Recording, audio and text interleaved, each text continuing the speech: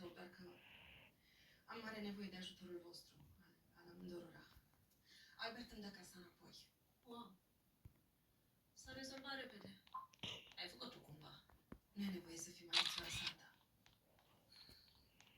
Îmi dă casa înapoi cu o condiție care vă implică pe amândouă.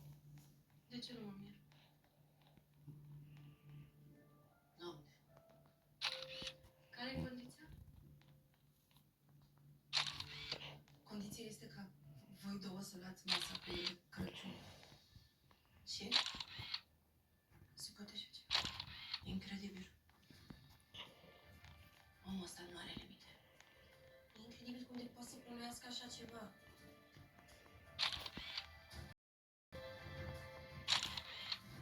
Ce faci, Nestor?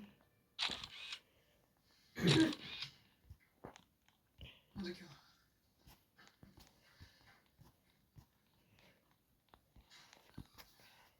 Amalia, bună. O să intru, te rog? Da, sigur. Salut, Dimne. Salut. Noi tocmai plecam. Nu vă rețin mult. Care e treaba ce? Treaba e că nu știu nimic de sora mea. Și au început să mă ia grijile alea nasoale. Păi nu așa, bă, băiatule, mă. Doris e foarte bine, e mai liniștită. E în siguranță. Am mutat-o, frate meu, împreună cu Tibi la una din casele astea de le construiește el. Dar Sandu nici nu știe unde e. Deci e totul bine, e în siguranță. Da? Nu pot să cred. Mulțumesc, Dimne. Să zici lui Adrian că rămân eu dator. Și pentru asta nici nu trebuie să mai vorbim despre Paul. Ce? Unde? Ce? L-au găsit? Da.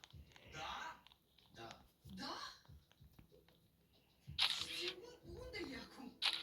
Păi, la voi sus, presupun. Fii atent, îți jur. Vrem tot ce e mai bun pentru copilul ăsta. Amalia, n-am văzut nimic, n-am auzit, nu știu. Nu mă bag. Sunt închid. Mulțumesc. Nu, eu mulțumesc. Eu vă mulțumesc. Dacă nu erați voi, nici nu știu dacă mai punem în viață pe sora mea. Și vorba aia, dacă nu ne ajutăm noi între noi, atunci... Dar mai e ceva. Lavinia o să iasă din pușcărie. Foarte bine. Aici suntem. O așteptăm.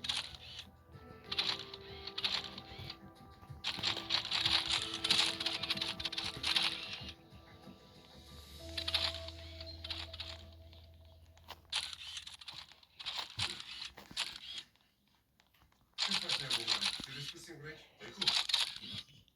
Foarte bine. Dacă ai nevoie de mână de ajutor, să-mi spui, că la fratele meu mai durează până vine. E prins cu ăsta mic. Am luat înapoi. Mai ce? Da, e acasă, e bine. Da. Adelina mea, mi-ai făcut ziua mai bună. Te cinstesc cu ceva. Nu trebuie. Trebuie. Trebuie să sărbătorim. Cum, așa o zi în care Dinu își vede din nou băiatul înapoi acasă, nu se poate așa, pentru că e mai mare.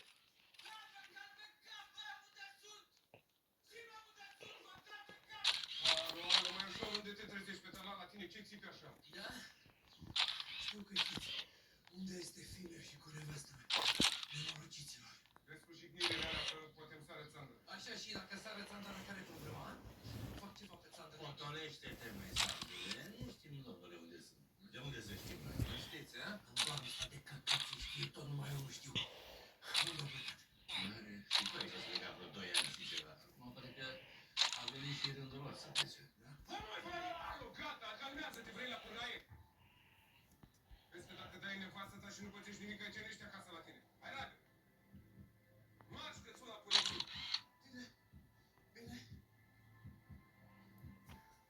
Doamne. Cât a putut să ducă femeia asta? Lasă-le cu mărele, că acum sunt în siguranță. E ok. Da, tot existești ca el.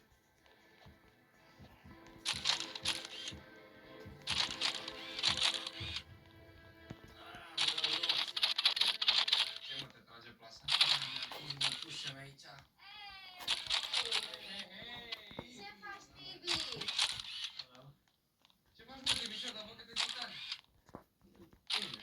Suntem bine. Tu sau toți ai tăi... Stai, mă, liniște.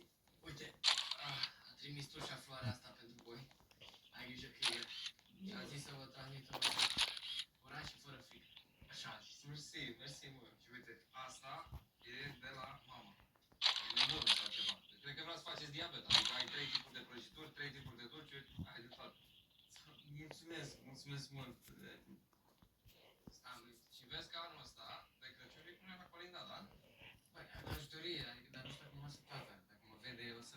Dacă te vede, ce-ți face? O să fim toți acolo, să fim pe el, ce ai? Exact. Da. Mulțumesc, mulțumesc. Sunteți